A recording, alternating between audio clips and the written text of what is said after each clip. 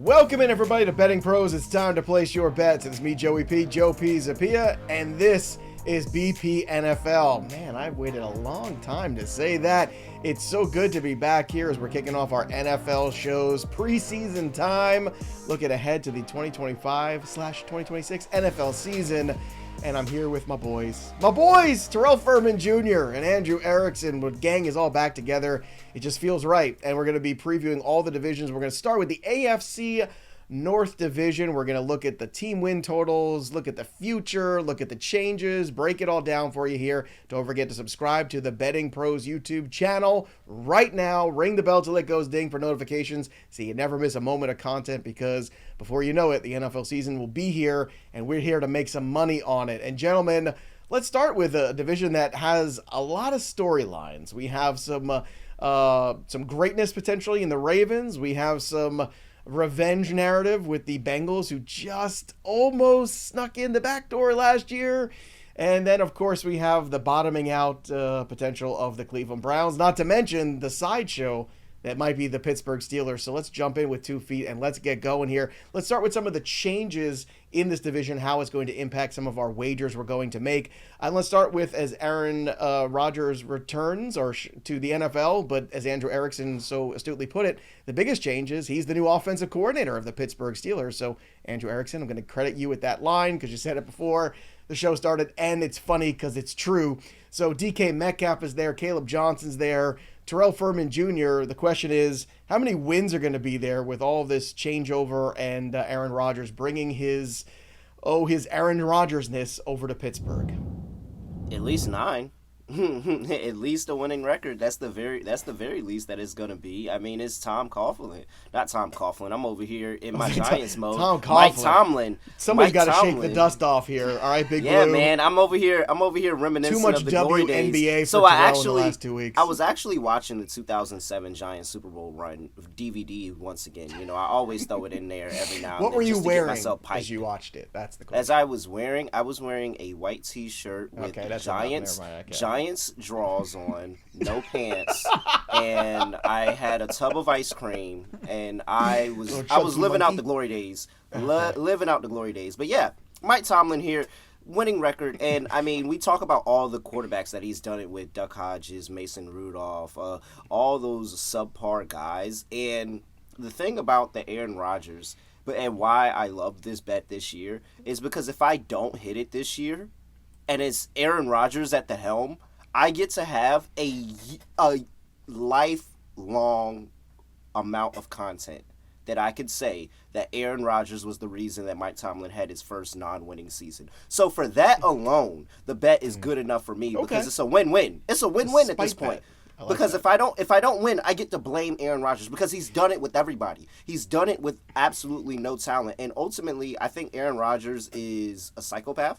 And I think that he is so in his head that he doesn't want to go out like how he did with the Jets. Like, he wants some type of roll of glory, some type of blaze of glory or something like that. And so I expect him to go out here and actually play along with Mike Tomlin. He loves Mike T. Mike T doesn't care for Aaron Rodgers, but he wants to win games, and he says, oh yeah, I can make it work with Aaron Rodgers. So I trust Mike Tomlin here to get it done. And then you look at the Steelers. They're dogs in 10 games this season. So, I mean, I'm already feeling good. I got 10 games where I'm like, all right, that's a good chance for 10 wins right there, not to add the games that the books actually think the Steelers can win.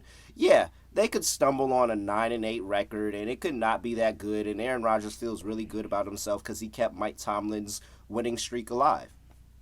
Well, it feels like we never left, because automatically I'm going to just pick apart some of the things you just said, Terrell. No talent. Ben Roethlisberger, I think, is going to the Hall of Fame. I don't love Big Ben, but geez, I mean, he did have a quarterback that played for a decade plus and got to a couple Super Bowls and won a couple of them. So, but that's not the point I was making. The point I was making but he's saying he got with no talent. No, Can he do it? He did. Yeah, he did it with no talent. He had Mason Rudolph and Duck Hodges for a season and had a winning record. So yes, he did it with no talent. So whether he has talent or no talent, he gets a winning record. All right. I do like the fact that they're unders in a lot of games. I can't wait for week 1. Everybody knows that. I can't wait for the Jets Steelers game, the Fields Rodgers game. That's honestly, I don't know why. Like, I can't wait to watch that debacle. But in all seriousness too, DK Metcalf's there now, Erickson. You've also got Caleb Johnson acquired in the draft here to take over the Najee Harris role in this backfield, and who knows, maybe a little bit more too. So what do you think of the Steelers offseason before we start to look at the numbers? I mean, I think that if they had kept Mason Rudolph as the starting quarterback, would their win total have really drastically altered that much? We talk about Mike Tomlin. He always finds a way to get 8-9 wins. I get that the win totals were, when they were created, they were still baking in the idea that Rodgers would probably be the quarterback when it's all said and done. That ended up being what ended up happening. But I just think that it's going to be 8-9 wins, kind of like Terrell laid out. That's what this team just does. He said minimum. I say maximum. See, I think that's the difference between I think I'm probably more on the maximum side of things because I just don't. This offense to me is going to be slow, and they want to run the football. So not super exciting. I think they're going to light up the scoreboard with points. No, they want to play good defense, win in the fourth quarter, don't turn the ball over. So I don't think it's going to be exciting, but at the end, they're going to be in the AFC playoff hunt. They have a lot of divisional games down the stretch, and we'll see how things shake out against the Ravens and the Cincinnati Bengals as we kind of break down the rest of these teams. But for me, I think that getting Rodgers in there puts an adult at the quarterback position, which is good for fantasy purposes, which I'm always looking at. I mean, he's still better than Mason Rudolph. Question mark on adult. I was going to say adult might not be the best choice of words there. Maybe. But I mean, man-child. Man-child. That might be more accurate. Let's get to the Bengals here. They brought back T. Higgins. That's huge. They did also make one adjustment here.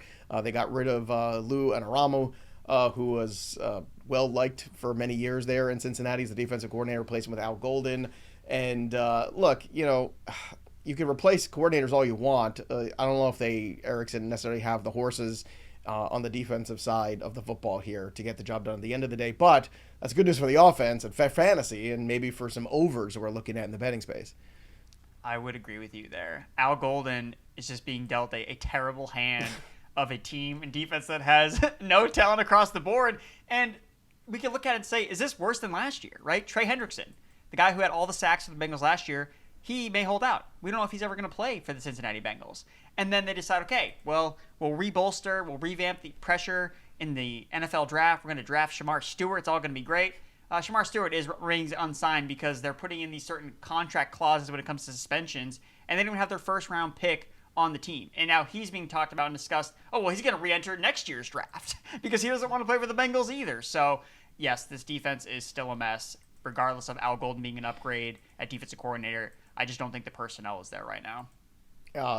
Terrell, anything here you want to add about the offseason of the Bengals before we move on to the Browns? No, it's just the Bengals being the Bengals. Like, fair enough. There's no reason. There's no reason to be like this. Like, come on, guys. At the end of the day, literally, just be better. Like, that's the only thing I have. Just be better. This is literally the best person, arguably the best person on your team. Like, you could make the argument. Because of his impact to the defense, I mean, they go from maybe being able to do something to just completely bottoming out if Trey Hendrickson is not there. And then you have Shamar Stewart and this weird clause that no other rookie has, but you're trying to implement it now. And he's like, wait, why? Why am I got to be the scapegoat for this? Why do I got to be the first person? No. They're just Bengals doing the Bengals. And you know what?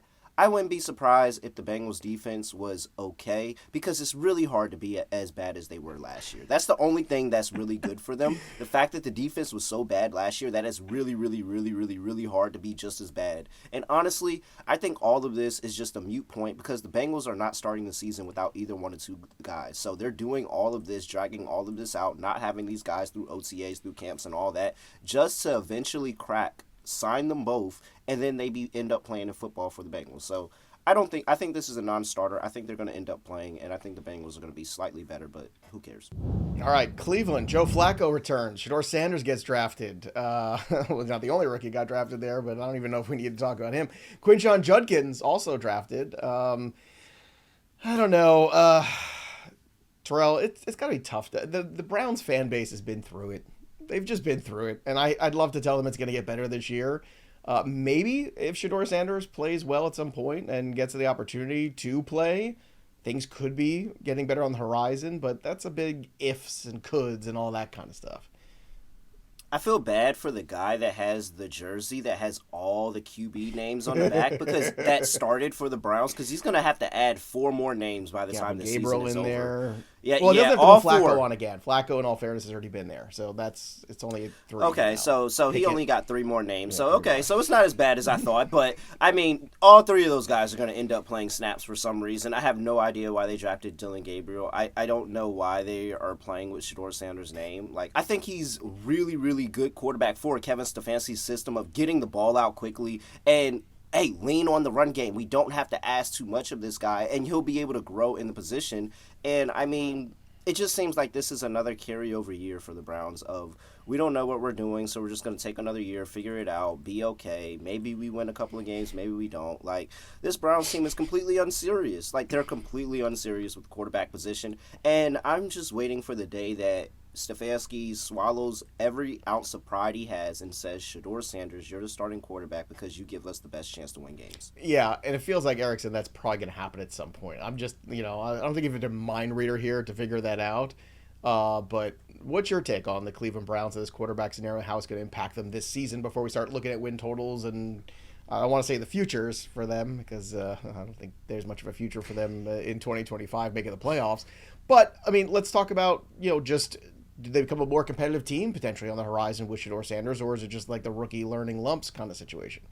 I think they will be more competitive in 2025. You look at Stefanski, what he's done with the Browns since he arrived there as the head coach. This team has won a lot of games. Now, the bottom really fell out last year, but they're over the Deshaun Watson saga. It's over. Like, that era has finally ended, and they're ready to move on, so they don't have to taking the questions, is Deshaun Watson going to be the quarterback anymore? Because they were purposely playing him even though he was the worst quarterback because the ownership was saying, you got to play Deshaun Watson. Well, that's no longer the case now. So Stefanski is in a position to, I can actually play the best quarterback. And I think when it's all said and done, we're going to see Shedeur Sanders suit up as the QB1 for the Cleveland Browns. And again, this was a guy once viewed as a top 5 quarterback in this past year's draft. Now he fell to the 5th round for maybe not all on-field reasons. So I think that the Browns are going to be better than they were last year. I think their defense is still really good. They were also really injured last season. So if they have better injury luck, they have some good skill players. And I do like the Tommy Rees promotion. So he was the tight end and pass game coach last season. He's the new offensive coordinator. And he was in the college ranks, the offensive coordinator for Notre Dame. And we saw Michael Mayer get used in a lot of really unique ways during his time there. That's why he was viewed as a top-end tight end prospect coming out. So I think that we're going to see a lot of David Njoku in this offense as the focal point. Well, the last time Njoku was good. Michael Mayer shade there. Yeah, well, the last time Njoku was good, it was Flacco. So that's also, very true. So maybe start looking at some of those Njoku season props for yardage, maybe take some of the overs there. That could be a way to approach it. Last but certainly not least, the Baltimore Ravens, which look to be, again, the class of this division. Maybe the class of the AFC, too. I love the draft pick of Malachi Starks, Erickson. I think it was a deficit for them last year. I mean, this is what they do every year, right? They sit at the end of every draft in the round, and they take the best player available, and they get better every year. They've got Lamar. They've got continuity. They got Derrick Henry signed to an extension. Look, I wish there was a little bit more in terms of some of the receiver talent, but Andrews, despite a really rocky opening to the season, was a touchdown machine in the second half of it. So feels like the Ravens are kind of poised. And from there, we're going to start to look at win totals. Before we start to break down the win totals, let's talk about Novig real quick, because if you're looking for a smarter way to play, there's a new sports trading platform that's changing the game. It's called Novig. It's legal in most states, including Georgia, California, and Texas. It's peer-to-peer, which means you're competing against other users, not the house, and you can often get better lines than traditional books, and you can set your own lines, which gives you control most sports books just don't offer. So there's no commissions, no hidden fees, seriously, none of that stuff. It uses coin deposit system, but it's real money, and you can use the code DailyJuice for 50% off your first coin purchase. That's right, Terrell. Up to $25. Check it out right now, bettingpros.com/juice. Again, that's bettingpros.com/juice. I became Sean Connery at the end, /juice. That's where you want to go for the betting pros. No, bettingpros.com/juice. That's where you go. Mike Mayer, our own Mike Mayer, is a freak for it. Loves it. Can't get enough of it. He's dropping screenshots every day on Discord. So if you have questions, hit him up and go to bettingpros.com/juice today. I can tell you right now that's going to give me problems all season long if I have to say that. Let's go to the Ravens win total here. You got 9.5 at -320. on the over, under 9.5 plus 260. Really the sweet spot here is the 11.5. You get 13.5 at some other books too here where you're looking, but 11.5, let's sit with that one. Minus 110, over or under. Terrell, I'm taking the over here on the 11.5. I feel really good about pushing it to 13.5. I think is just pushing it just a little bit beyond where I want to. If you want to go to 12.5, you can get that too. But to me, the 11.5 at minus 110, you lock that in. And barring a catastrophic injury here with Lamar Jackson, I think the Ravens get this easily. What do you think? Yeah, and I mean, it's going to be a lot easier with the news that just dropped while we're recording right now of Jair Alexander has signed with the Ravens. So they get him in on a one-year, $6 million deal. He's not what he was, though, here.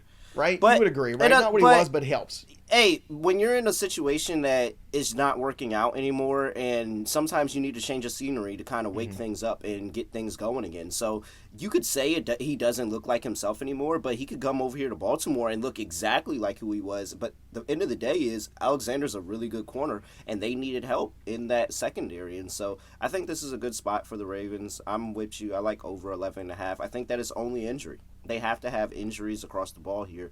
That just makes it so that they don't get to this total. But anything else, I like the run game still. I like the offense still. The only question that I have for the Ravens is how far can they make it in the playoffs? Because John Harbaugh is going to have to coach this team at some point. He can't just lean on Lamar Jackson and lean on this team being good to be able to get to a championship. So it's not the win total where I'm questioning the Ravens. It's what do they do when they get into the playoffs? Can he coach this team to get back to the mountaintop? Because it seems like that's the issue right here.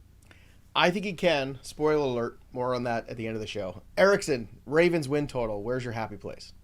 I am going to the under 11.5 wins. Wow. And it's always one. You guys kind of previewed it, talking about, well, only if injuries happen. It's only if injuries happen will the Ravens not get to 12 wins. And I think injuries are going to hit this team because last year they were the healthiest team in the NFL. We were talking about this with the 49ers in 2024. Fade the 49ers. They're so healthy. What happened, Joe? We all know what happened. I know. You know, it's funny. No, it's make them say it. Make them say it. I was such, in a good mood coming into this first big NFL show of the year for us, and the Undertaker did not take long to rise from the grave. It just I'm just spitting out the facts. It's just the process play. You did the process that, Joe. suggests you can't chase the team that was the healthiest. and given the fact that it's such a big number anyway, 11.5. When I was doing projections going through game by game, every single game in the NFL season, I had them projected for 11 wins. So I think the number is right at 11.5, but just making the best bet against health, repeating, I think that's the way I'm going to go. All right. If you're going that route, then we get to the Bengals win total, which you can get at 7.5, 9.5, 11.5. I have a feeling like if you think that the Ravens are going in one direction, that you think the Bengals might be going in another. Is that true? I'm in the over on the 9.5 wins on them at minus 120. That's where I want to be. But maybe you're pushing the 11.5 where you get plus 250. Is that where you're going, Erickson? Is that where you're leading me? Yes, I would take the over on the 11.5. I think the best bet is over 9.5, just because at minus 120, I think that's the safest. You look at Burrow, what he's done, 3 healthy seasons, averaging 10.5 wins per year. And Zach Taylor has already talked about with the Bengals, guys, we're not going to start slow this year. Like, he's going to play his players in the preseason like he hasn't done before because they're so sick of starting every September 0-3. Losing to the Steelers. He's totally sick of it. So I think they're going to lose to the start Patriots out last year. Yes, exactly. Like, they need to avoid that. And I know everyone is going to be terrified in their survivor pools.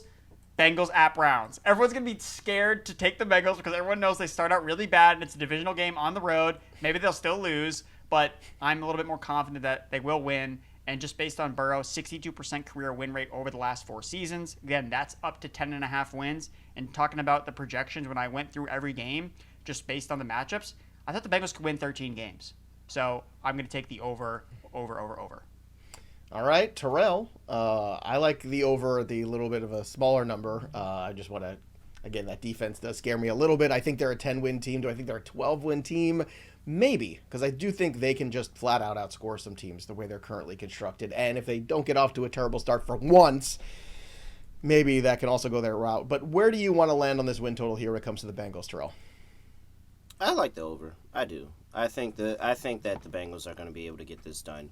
The only real issue that I have with the Bengals is the defense, and it's crazy because the defense was so bad that I think that they're going to be better. And if they're going to be better, Joe Burrow is probably going to go out there and try to put up 30 points a game every single night to make sure that they're at least in this game. Some days the defense may bottom out. Other days the defense might be respectable and they are able to get the win. I think that more often than not they're going to be able to get the win in those situations. And, I mean, I already see the script for how this season's going. The Bengals just have to have one really solid season. If they so happen to win the division as well, I mean, they're giving away MVPs like participation trophies apparently, so it just looks like that everything is aligning for this to be the Joe Burrow MVP season because they're ready to just give everybody MVPs. You haven't had one MVP yet? Here you go, Josh. You haven't won MVP yet, Joe? Here you go, Joe. Thanks, and so Terrell. if they're going to do that, I'm going to make sure that I bet on the same side as that. I think the reps are going to be in the pockets too. I like Bengals to go over, and I do like the Bengals for this season because, again, they're giving away MVPs for free, so I think they're going to make things happen so that Joe Burrow can get his MVP finally. Oh, God, I missed this. Cleveland Browns win totals. Here we go. 3.5, 5.5, 7.5. That's where the board is around here. This one has variance in it, Terrell, so typically I'm not one that loves to approach it. I think the under on the 5.5 is actually kind of maybe the best position to be in. However, I don't like the juice at minus 150. So to me, it's just a stay away. Over at plus 125 is tempting, but I feel like it's going to I'm going to be sweating this out at the end of the year for them to get to 6 wins personally. So I just don't want to do it. So to me, I'm just staying away from the Browns. Too much volatility, too many questions, too many quarterbacks, just too much. Where do you go? Yeah, I don't want anything to do with them because they're not going to play Shedeur Sanders. And that's the best quarterback on the roster right now. And I feel fairly strongly in saying that. I think Joe Flacco. All these Joes, Joe. Can you... We're taking over. Can we talk about this? There's a lot of Joes. There are. Like, it's like average Joe, you have like Joe the, Hendry. the Citadel of Joes. Yeah, the Citadel of Joes, and that's just ridiculous here. Like, I can't. I've been doing this too long, and I'm saying Joe. Either way, Joe Flacco is the one that I'm talking about this time. And Joe Flacco, 2 years ago, got the Browns to a playoffs. But in those 2 years, Joe Flacco has looked horrible since. He did not look good last year for the Colts. And so I don't think Joe Flacco is himself. I think he's a shell of himself. And at some point, they're going to get fed up with it. And then they're going to go through the Kenny Pickett saga. And they're going to realize, yeah, Kenny Pickett isn't this guy. They're going to go through the Dylan Gabriel saga. They're like, yeah, he's not this guy. Like, it's so clear that it's going to be Shedeur Sanders and that he's a quarterback for this system. But they're not going to get there until the end of the year. And it's going to be too late for the win total at that point. So I'll wait for an in-season win total. If they get some type of brains about them and bring him on halfway through the year, then maybe I'll be interested. But as of now, it's under. Over/under 3.5 games, Shedeur Sanders starts for the Browns this year. Starts. Under. Erickson? I would take the over on 3.5 games. Oh, Right. you give the Browns so much credit. They're not. Why wouldn't Stefanski can finally get to pick who plays quarterback this time? He doesn't have to play Deshaun Watson. So let's talk about that because I let that slide the first time you said it. What do you and mean? Let's just go ahead because nobody has said anything about Deshaun Watson not playing this year. I don't think anybody has said anything about him. He has a not torn playing. Achilles. He's not going to play this year. He's All probably I'm never gonna going to play say again is for anybody. all I'm gonna say is if it's December, Under if it's over December, Deshaun Watson 3.5 games played for the Browns. How about under who plays under more 0.5? games, Deshaun Watson or Shedeur Sanders? Oh, as a I don't starter? think Shedeur Deshaun Sanders. Watson steps foot in that locker room all year. I think it's done. I think it's over. Well, I think it's done. if that's true, then I would 100%. I would probably be on an over because then that would mean Okay. Shedeur Sanders would get there more. But I don't trust the Browns. I think Deshaun Watson is walking through that door at some point. I really, really do. And it's going to be hilarious. That door's but I think locked. he's walking through the He door. can try I to was get gonna in, say, but the door's locked. I don't think they gave him the passcode. Guess they to changed get my in. code. Guess they changed my code. It's the Jamal Adams. Remember that? Yeah, I was gonna say. Remember that in Hard Knocks guess where the they guy cut kept me. trying to get in the door, and he's like, "Damn, why doesn't my code work anymore?" I guess they cut me. Erickson, So- speaking of overs and unders, the Browns win total. Is there a happy place for you with it? Because there isn't one for me. Well, I like the value over 5.5 plus 125. Stefanski doesn't get enough credit. Look, again, last year it totally bottomed out. It was terrible, but before last year, he had never averaged fewer than 7 wins. Averaged 9 wins per year before 2024, and that's playing in the AFC North, one of the most highly competitive divisions in the AFC. So I think Stefanski, yes, he has 4 quarterbacks to work with, but I think he can get a couple wins here with this guy, a couple wins here with this guy, and I think that the defense is going to be really good. They got hit by a lot of injuries last year on both sides of the football. So talking about fading the Ravens because of negative injury regression, I think the Browns will be healthier on both offense and defense. I think that's going to benefit them getting some more wins. I just think 5.5 it's a really low number. And again, if they do turn to Shedeur at the end of the year, well, maybe that gives them a little bit of a boost. Again, it seems like whenever the quarterback play starts to go down, well, they always have another guy to go to, like, all right, like this guy's going to lift the team this time. So I think maybe they'll get enough, the dead cat bounces from changing through all of these quarterbacks. And I don't know, man. I think that could probably work out. What I will say about Shedeur is he gets better with time. And so I never thought Shedeur's rookie year would be like the big breakout year where you see it instantly. But as like at the next year, as they continue to work with him, I think he's going to be really good, man. I think he could be a serviceable NFL quarterback at base. I do. Yeah, way better than what he was drafted at. I think that was a statement that they were trying to make. Way better than what he was drafted at. And so my only question here is, are they gonna do it? Like, because you sent the message already with the draft position. So is that it? It's over, washed. We all bygones. Let's evaluate the quarterback position for the quarterback position, because it shouldn't be long until we see him hit the field, if we're being honest. But if they are very stuck in their head, as it seems, they don't want to talk about Shedeur. He hasn't been practicing with the ones. You have a Lamborghini in the garage and it's just sitting there, and you're driving this Toyota Camry around that's falling apart on 2 legs because you like, oh, well, I know for a fact it can get me from A to B. Yes, it can, but it's going to take you forever to get there. No, I don't trust the Browns. He's a I can't trust the Lexus Browns. At best, he's a Lexus. I'm just saying. Maybe even an Audi. But he is not a Lamborghini. Lamar's a Lamborghini. He drives a Lamborghini. Well, that's fine. Good for him. He's probably got like 3 of them. Sweet. I'm still waiting for my NLI. Compared to Joe Flacco, he's the best Lamborghini out there. Well, that's different. Joe Flacco is more of a, I don't know, he's more of like some sort of Toyota minivan, I think, at this point. But the door's open with a one click. The Sienna, that's what he is. Takes all the kids to practice. Pittsburgh Steelers win total, 6.5, 8.5, 10.5. That's kind of what you have on the board. This one for me, I got to tell you, Erickson, I feel like when it comes to the Pittsburgh Steelers, I look at the schedule and the fact that they have to play the Ravens twice, play the interdivision twice with the Bengals. I don't know how they're going to do in those games, honestly. I looked at the fact they have to play the NFC North this year. Those are some tougher teams. I think they're going to struggle there. I really do. I actually like the under 8.5, just sitting at 8 wins at -130. I think that's personally my comfort zone. Where's yours when it comes to the Steelers win total? Yeah, I had them slightly lean towards the under, but this would probably be a shy away because it's just going to go down. It's going to go down to week 18, and I just like don't feel like sweating the season-long bet for the Steelers because I think when it's all said and done, it's going to be right around that 8-9 mark. So I think the 8.5 line is sharp. I do think that maybe this is a better live opportunity where their schedule gets really like last year. We talked about it preseason. The opening schedule, they have like no divisional games. This is going to be a cakewalk, and it was a cakewalk. And then they played the second half of the season, and it was, oh, this is a lot harder. The Steelers aren't really as good as we thought they were. Similar this year. After week 11, 4 of their 6 divisional games down the stretch, they had to play both games against the Ravens after week 11, whereas the start of the season, they have a lot of more favorable matchups, even though they're playing games on the road. So I think that if you're looking to buy onto the Steelers, you probably want to buy them early, where they're going to win some games out of the gates, but I think they're going to fade down the stretch like we saw last year.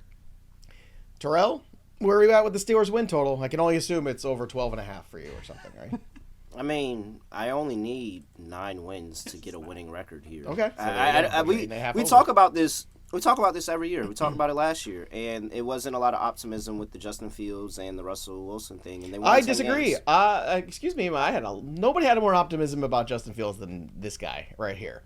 And I was right. They were 4-2, and then they made a stupid decision. But I just want to clear the air. Won the 6 more games that they needed to get over this win total. So they did. Regardless of how you felt on either quarterback, And whether you liked one, didn't like the other, a lot of people felt like they had subpar quarterback play, and they still won 10 games. TJ Watt, that is the person that matters here. If TJ Watt plays games for the Steelers, they win games. I don't care about the quarterback position. I've never cared about the quarterback position with the Steelers. If TJ Watt plays games for them, they win games, especially as a dog. And so, yeah, I think that this is another spot where Tomlin just gets enough out of the offense, gets what he needs out of the offense. They had the schedule releases, and who was it, the Chargers, that had the Steelers and what their game plan is every single year. It's, rebuild, go for the championship, and it all leads to the same thing. A subpar winning season, and that's what they always do, and I'm getting plus money for it. So yes, give me over 8.5 wins. It's amazing. You get it One done more every win, single time. One more win here or there.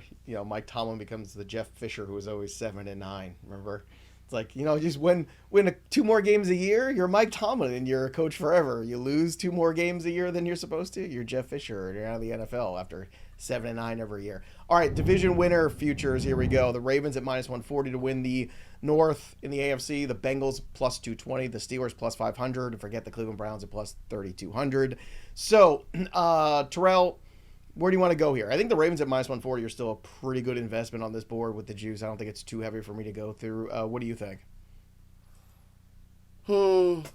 Yeah, but the better value is in the Bengals. I'll take the Bengals there we the go. value. Well, I need not ask. The Okay. better value is in the Bengals. It's between the Bengals and the Ravens, and I just think that it should be a lot closer than getting, plus 230 or whatever it is. See, I don't think with it's the close Bengals. because of the defense, Erickson. That's where I come. I think the Ravens defensively are just a superior team, and they can hang, with. But the Bengals' offense is so the ceiling but for the they Bengals' always offense. have these shootouts with the Bengals every Yeah. year where these totals go to 60, 70 points. So it's not like they're not going to show up offensively. And last year they lost a lot of those shootouts, They lost and both of so them last regression. year. Yeah, and so They did regression lose to both the of them. mean. So the regression win- to the the win mean. I this think year. they're going to win them. Fade the Ravens is just a bet on regression, man. they're going to regress. So I'm with the Bengals too. I think that their offense is just too. Offense wins divisions. They don't win championships, but they can win divisions. So Yeah. I'm going to go with the Cincinnati Bengals. All right. If the Bengals are 13 wins and the Ravens have 12 wins, and it was just because the Bengals got one extra win over them in the division, I wouldn't be surprised. I wouldn't be surprised. I would Time for also our say- favorite. All right, Joe, I just want to say one last Oh, thing. sorry, go So, ahead. week 1, the Ravens play the Bills in Buffalo. So, what do you think these lines look like? The Bengals beat up on the Browns week 1. The Ravens lose to Buffalo. Who's the favorite to win the division after 1 week? Oh, I agree. I think if you want the Ravens, you wait a week. Yeah. I think that's a very astute observation there when you look at the schedule. You wait on that. Are we But just here, assuming the the Bills flip side will is win? that if they beat the Bills, It's more likely that the 140, Bills beat the Ravens than sayonara, Browns. it goes to -200. Yeah, I was about to say, what? We're assuming that the Bills are winning that game? I mean, it's more likely that they beat I'm not. than the I'm not Browns assuming beating it. the Bengals. But, I mean, that's the gamble you take there. And This is a is gambling show. Gambling show. So if you want but to I take think that the gamble, value- it's there for you week 1. Ravens, when you're looking at them, I'm looking at them as my favorite bet here as we get to our last segment here. My favorite bet is to go in on the Ravens. I know Erickson scared me a little bit with the health. I get it. But you know what? I just think the continuity of this team is there. Forget the Chiefs this year. That's done. I don't think the Chargers are quite ready yet. I think this is the perfect time. And the Bills are the Bills. The Bills always find a way to lose the big games because they're the Bills. Stop doing this to yourself, everybody. So the Ravens, this is your year. This is your opportunity. The one thing that can stop them, the phone call is coming from inside the house. And it is the Bengals for sure. And that does scare me the most. But at the same time, I'm going to look at the Ravens to win the AFC at plus 340 and to go to the Super Bowl and win at plus 700. Some pretty good numbers on a team that has a lot of good continuity, can run the football, can play defense. I think this might be the year of the Baltimore Ravens to get there and win the Super Bowl. All right, Erickson, give me your favorite bet here when it comes to the AFC North. My best bet, I'm going to go with the Cincinnati Bengals over 9.5 wins. I think the offense is just too good. You want my wild card bet too? Yeah, I want it all. Let's go. Let's right. do it all. My wild card bet is Joe Burrow MVP plus 650. I was on this last year, and the numbers were there. It's just the wins. The wins were not there almost for Joe 5,000 Burrow. yards, yeah. But the fact that I was still able to cash out of a ticket that was totally dead just gives me a reason to believe that voters want Joe Burrow to win MVP at some point. And we saw last year, we saw some of the trends break. Mahomes had the AFC number 1 seed, didn't win MVP. You had Josh Allen win MVP despite Lamar Jackson having, I think, better counting stats overall. So First team. if it's a narrative-driven award, then I think the voters might decide after November, December, when Joe Burrow plays Baltimore, Buffalo, Baltimore, the Bengals win all those games. Okay, let's make Joe Burrow our MVP. So I think the narrative is there for him to win it, and I like the odds at plus 650. I believe in Joe Burrow. I believe in Joe Hendry. Just to add another Joe into this mix for Terrell to confuse him. Terrell, give us your favorite bets and your wild card here for the AFC. Yeah, I think Joe Tessitore is going to win MVP as well. Oh, wait, I mean Joe Burrow. I think Joe Burrow is going to win as well. It's a lot of Joes, man. You get confused and you just be throwing Joe out there. But yeah, I think that last year showed me that the MVP is a participation trophy, and so yeah, now it's Joe Burrow's turn to go ahead and get one. So that makes me concerned about the Ravens, that there could be some debauchery there, and maybe this is the Bengals' year. So I'm just going to go with the easy bet that's on the board. I don't know why you guys... Over 8.5 wins for the Steelers. It cashes every single time. Every time it cashes. It does. And it's plus money every time because everybody talks themselves into all these different narratives of how the Steelers are not going to have a winning record when Mike Tomlin is just a good coach. And they still have T.J. Watt. If T.J. Watt gets hurt, then okay, I'll backtrack and I'll be like, you know what? All right, the Steelers might not got it this year. But T.J. Watt is still playing there, and he played a lot of games last year. Well, he's holding out, too. Yeah, doesn't he need a new contract? He's not I was actually... going to say, now, until he gets some money. Okay, so let's just go ahead and stamp this now. He's going to have a contract, and he's going to be But playing what happens to before the year guys started. when they hold out, T? They He's hold gonna have out, a they miss contract, camp, they have the soft tissue injuries. Next thing you know, it's a right.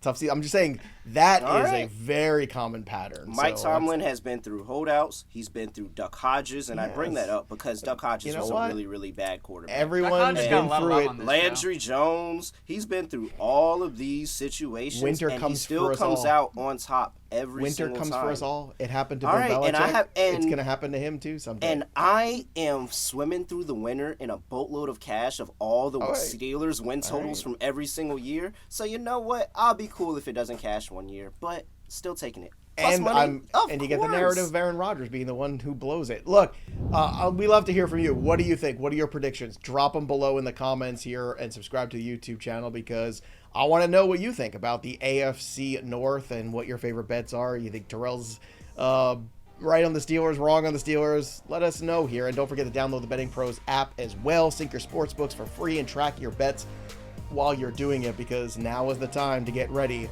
for the NFL season. That'll do it for us, but the story of the game goes on for The Undertaker, Andrew Erickson, and Big Money, Terrell Furman Jr. I'm Joey P. We'll see you next time, kids. Get all your Joes in a row.